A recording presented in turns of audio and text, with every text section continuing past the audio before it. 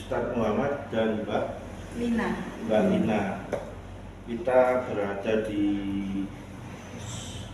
store Bomboloni dan Virus Bomboloni.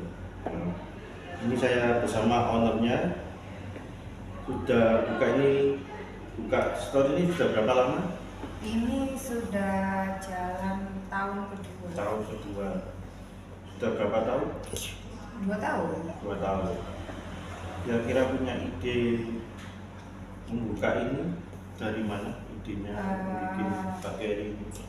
Dari ini sih emang passion saya di suka roti-rotian, terus karena pandemi nggak ngapa-ngapain jadi ya Jadi cari kesibukan. cari kesibukan kok asik nih belajar usaha jadi keterusan. Iya. Kira-kira bisa pemesan lewat apa aja nih? Kita ada offline store-nya di Jalan Pecantingan nomor 70 Sekardangan, Sidoarjo. Kalau online food-nya kita lengkap di GrabFood, GoFood, dan Shopee Food. Nanti iya kalau mau di WA ada di Instagram kita di Virus Bombolon. Di bio linknya udah tertera nomor admin kita. Tertera ya. Jadi jangan lupa kalian pesan di IG-nya, Ya, linknya, bisa DM, ya. bisa WA juga. Juga WA bisa kalian pesan itu sama lewat online. Iya. Terus kiat-kiatnya supaya roti ini empuk dan enak itu gimana? Kita lebih banyak menggunakan telur, jadi biar Jadi telur yang Iya. diutamakan, putihnya itu. kuningnya. Oh kuningnya, jadi kuningnya ya. Sudah kursus berapa lama? Sering sih selama Oh, pandemi. sering. Jadi sering kursus Iya. masak ya. Iya. Jadi ini ownernya ya, jangan lupa kalian DM dan share di bio linknya atau WA-nya ya. Iya. Nah, ini sekarang saya bersama Ustadz Muhammad. Ada suatu pertanyaan kiat-kiat tentang religi mengenai tentang pelarisan di Indonesia ini masih banyak yang memakai pelarisan itu gimana Pak Ustadz punya? Ya sebelum ke situ ya, sebelum lupa, karena sebetulnya dari sahabat-sahabat Nabi SAW ya, Saudara Abdurrahman bin Auf itu pengusaha sukses. Abdurrahman bin Auf itu dia termasuk misalnya orang miliarder dan sebagainya.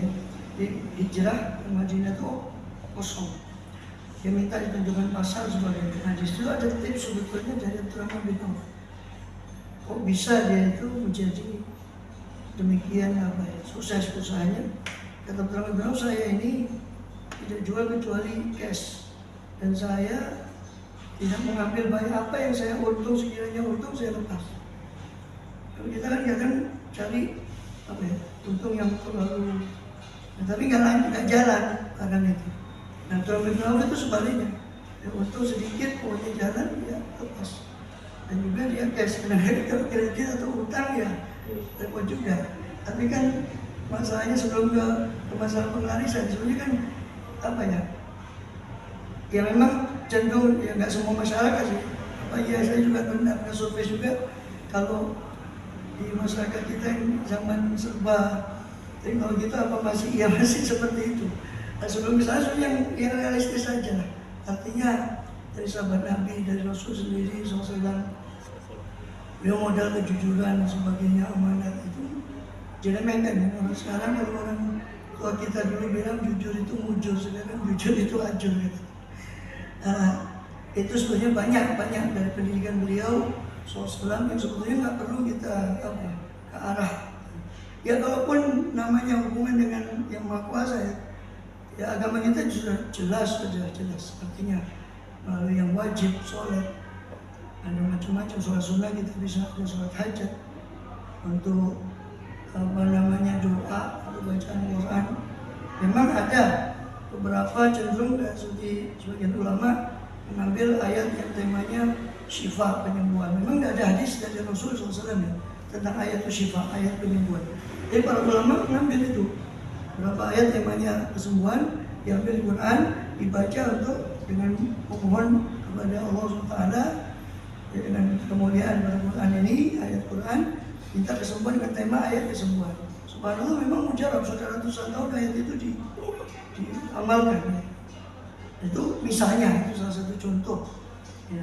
Adapun yang lain-lain itu ya, memang ada perlu, kalau dibilang misalnya sebagian orang dikit-dikit kepada syirik ya, memang sebenarnya konsepnya nggak gitu juga. Contoh ada mereka tentang pengalas dan sebagainya, ya saya cuma pernah tahu gitu aja, bukan untuk mengamalkan.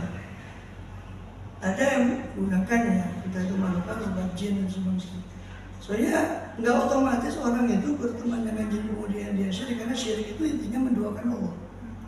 Menduakan Allah dengan sesuatu yang dianggap bahwa so yang kuasa yang lain selain Allah itu nggak perlu tunggu jin kalau syirik itu. Apapun kalau dia meyakini itu bisa memberi pengaruh di luar kuasa Allah SWT, itu sudah dianggap syirik. Namun jin kan bedanya cuma beda dimensi. Sama kita minta tolong tadi, tolong saudara kita, teman kita untuk benarkan kamera sebenarnya. Ya, cuma kan ini makhluk nyata kan ya. Ya. Nah, kalau itu kan makhluk astral, makhluk yang nah, jadi nggak semuanya syirik. Cuma memang kata orang yang tahu ilmu seperti itu ya. Jadi kebanyakan mereka tidak gratis, tidak ada tuntutan. Nah, selama mereka tidak menuntut sesuatu yang menyimpang dari syariat, apalagi dia, karena jin itu dikatakan di surat jin di Quran, ada yang taat dan ada yang durhaka. Minul qos itu dan minul dana. Di antara kita ada yang durhaka, ada yang soleh, ada yang mukmin, ada yang kafir. Seperti manusia. Bahkan kata Imam Suyuti di kitabnya itu ada yang macam-macam, Nasara, ada yang Yahudi, ada yang contoh kalau dengan baca di surat Al-Ahqaf, akhir surat Al-Ahqaf, itu Rasulullah pernah didatangi serombongan jin. Di surat Al-Ahqaf itu, di situ diceritakan bahwa jin itu mengatakan bahwa inna sami'na Qur'an membaca Musa, dikatakan kami mendengarkan bacaan Quran itu yang turun setelah Musa. Kata ahli tafsir, kenapa dia tidak mengatakan setelah Isa atau setelah Musa? Kata ahli tafsir, ini jinnya agamanya Yahudi, karena dia tidak percaya kepada Nabi Isa. Jadi jin seperti kita. Ya kalau itu memang pengalasnya dengan bantuan itu ya, jin. Itu tergantung jinnya juga, ada yang kafir, ada yang muslim, soleh, ada yang. Dan kalau dia nuntut sesuatu yang di luar syariat, ya jelas haram, tidak boleh. Karena dia ada pasti ada tuntutan. Nah, tadi kan sudah cukup ikhtiar dari Rasul SAW, beliau mengajarkan sahabatnya Abdurrahman bin Auf, Utsman bin Affan, banyak pengusaha sukses dari kalangan sahabat yang mereka ya, karena yang modal-modal ya bukan modal yang nampak ya, ini yang kadang nggak diperhitungkan. Kadang kita cuma menghitungkan modal yang kelihatan lah, duit, dan toko atau dan sebagainya kelihatan. Padahal kan ada modal seperti kejujuran, amanah dan sebagainya. Yang itu semua nilai-nilai Islam yang diajarkan oleh Rasulullah SAW. Selain tadi itu, Abdurrahman bin Auf ya, mengajar dia, beliau sudah pokoknya saya untung saya lepas, saya tidak mau ruwet dengan hutang dan sebagainya. Coba tengok masyarakat, kita dibiasakan dengan paylater dan sebagainya. Ini kan sebetulnya budaya macam mana? Kadang kita sekarang seolah-olah di telinga kita, di mata kita semua ngajari berhutang. Padahal itu Rasulullah sendiri SAW itu ngajari untuk berlindung dari hutang di doa setiap tasyahud akhir. Pena'udhu ya minal maghrami wal ma'tham. Selain berlindung dari azab kubur, beliau ada tambahan doa, saya berlindung ya Allah dari dosa dan hutang. Ditanya sama sahabatnya, Rasulullah, kenapa kau jenengan kok selalu berlindung dari hutang? Iya, orang kalau hutang itu haddatsa kadzaba. Kalau orang hutang itu dia selalu bicara dan dusta bicara.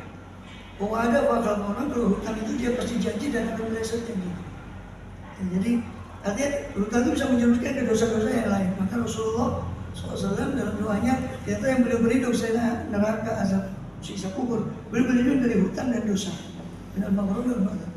Seperti semua didikan dari Rasulullah itu SAW itu kan penting bagi untuk membangun usaha dan sebagainya. Ada Islam agama yang syamil dan kamil. Sampai seluruh aspek tidak ada di situ Quran atau Rasul SAW tidak bicara tentang itu semuanya kalau kita cermat. Cuma orang kan milih jalan pintas ya.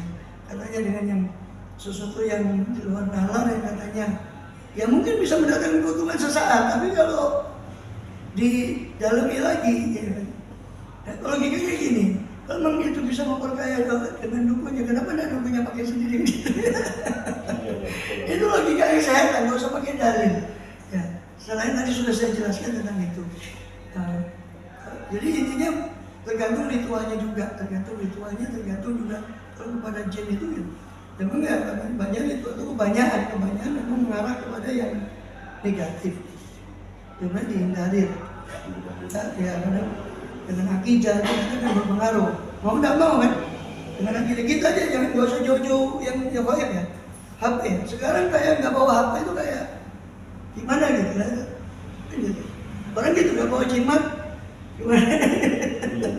Hanya pengaruh sama lambat laun itu kan berpengaruh pada akidah, keyakinan dan sebagainya. Itu yang kemudian nanti bahaya. Ya dan Islam lebih menganjurkan kepada akhirat, tidak kepada kesempurnaan sesaat. Memang itu bicara seperti itu, jujur, amanat, dan semua yang diajarkan itu kayaknya zaman sekarang kayak sesuatu yang gimana ya, beratnya. Ciri-cirinya itu baca gini ya, tadi ya.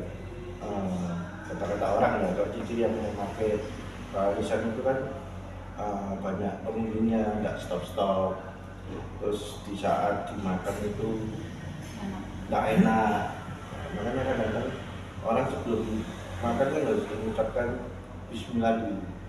Ciri-cirinya kalau orang yang mati itu kan orangnya, pembuluhnya nggak berhenti-henti. Terus rasanya kalau yang imannya kuat tuh kan tahu rasanya nggak enak, pulang ya kurang, itu ciri-cirinya. Tapi di Indonesia itu selalu itu nggak ketinggal. Kenapa? Pasti selalu dipakai. Ya dari dulu ya, memang background masyarakat kita kan dari sebelum Islam, ya, pra-Islam itu sudah mengenal hal yang begitu. Sampai kepada Islam, kemudian di coba itu yang berdakwah di sini, kemudian dia berapa tahun, tapi masih terbawa. Dan memang kecenderungan manusia itu kan selalu apa ya, bersandar kepada satu kekuatan yang dianggap dia itu bisa lebih kuat dari dia. Sampai Gorbachev sendiri, presiden Rusia, itu kan dulu Uni Soviet, dia sosialis, komunis, dan notabene tidak percaya agama. Tapi bagaimanapun ketika saya ada para pesawat waktu itu di presiden ini, kemudian ada satu pesawat yang dimanuver, dan dia tanpa sengaja mengucapkan nama Tuhan. Kalau bahasa Inggris saya tidak tahu, bahasa Rusia ini, oh my God.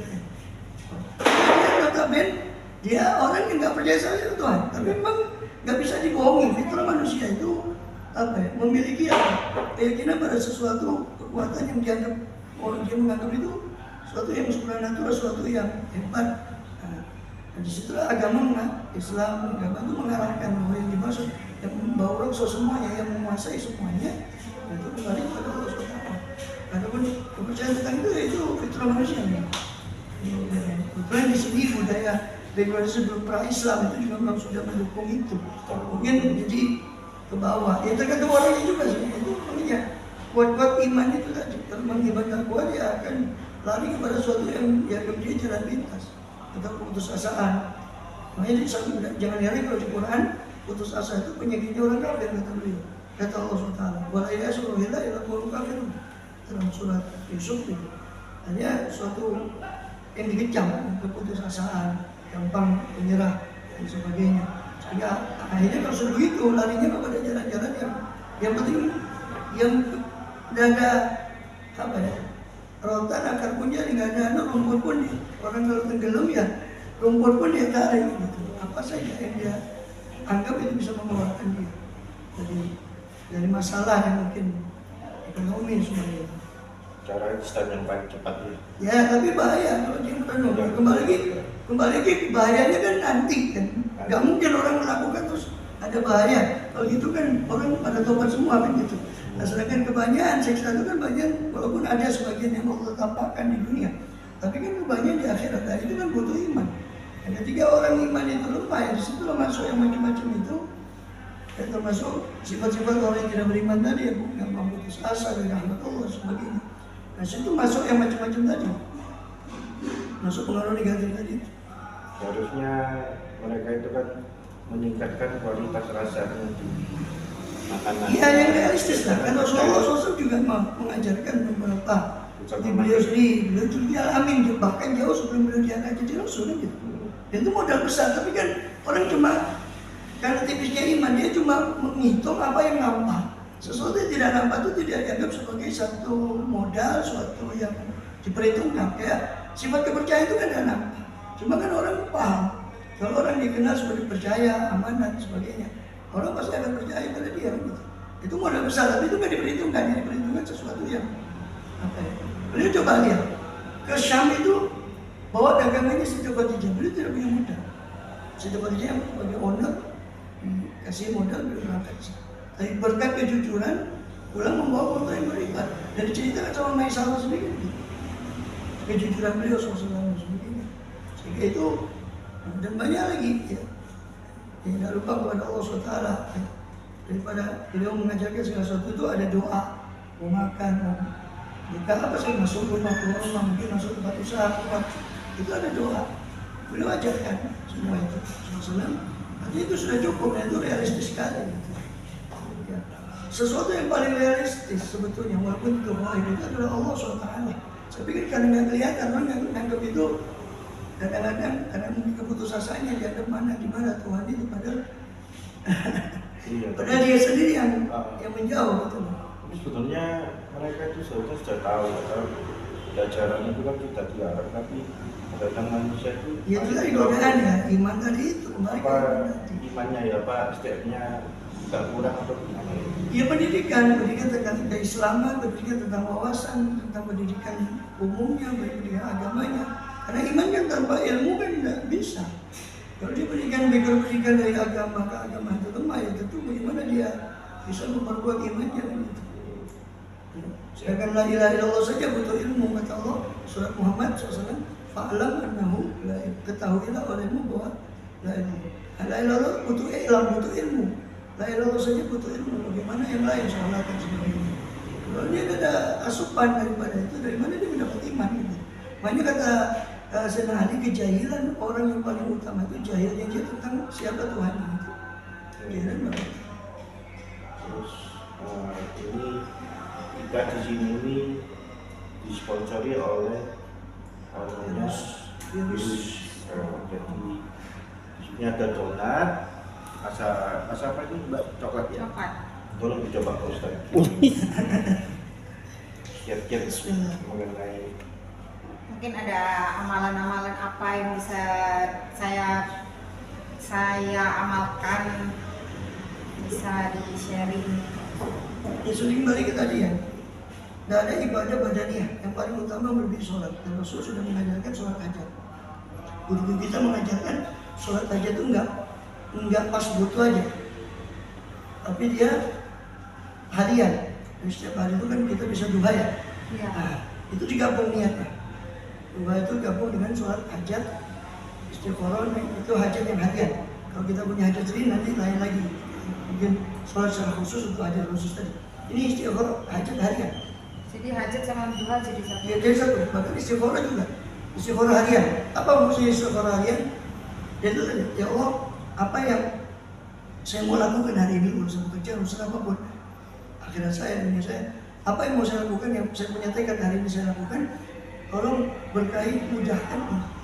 Kalau istighfar biasa yang khusus itu kan Allah kalau perkara ini lah, ada perkara yang disebut doanya mirip dengan itu, cuma Allah mainkan hadal amroh, ya Allah kalau perkara ini, nah perkara ini itu diganti, kita niatkan untuk hajat kita sepanjang hari nanti.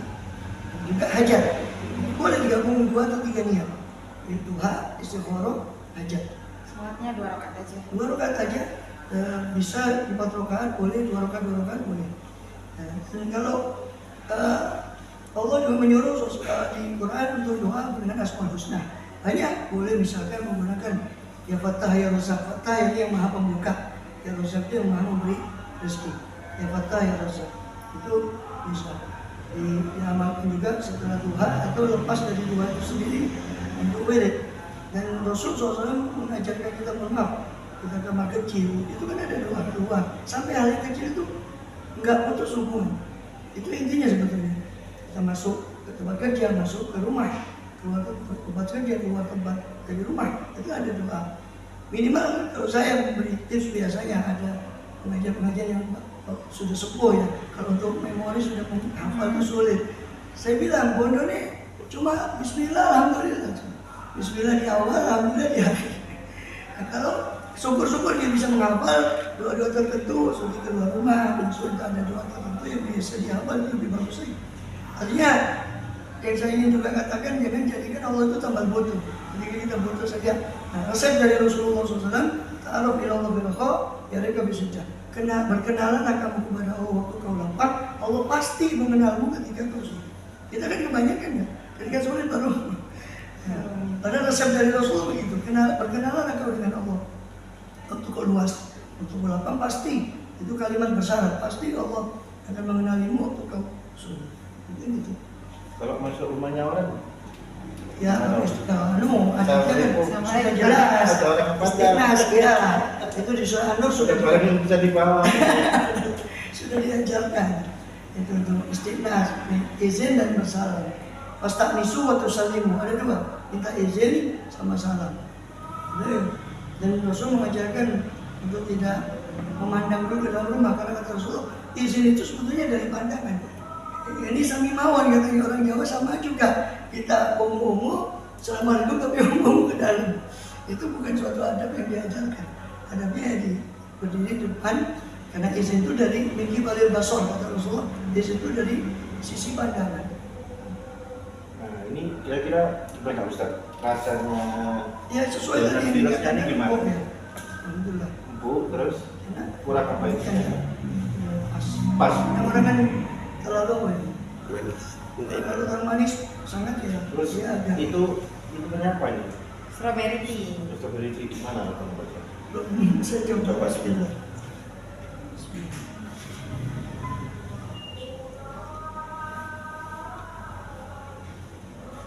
Kira-kira gimana? Saya yang sponsori dari Ya. rasanya gimana? Kurang apa? Kurang banyak apa? Kita pas semua Pas. dari rasa coklatnya. Ya, nggak terlalu karena kan apa orang bilang apa kalian ya apa terlalu Enak. manis ya. Nah, ini sedikit enak ya, pas ya. Dan terlalu manis juga saya kan. Di, Ada juga enak. jadi ini semua pas ya. Jadi dari segi ibunya, Ya. adonannya pas ya. Jangan lupa dipilih ya. Itu yang sebelah sana lagi kepingin bos. Begitu. Bagiannya itu bisa. Nah, itu. Nanti lihat dia. Oke. Oke. Nah kan. Ya. Terima kasih. Ya, sebenarnya.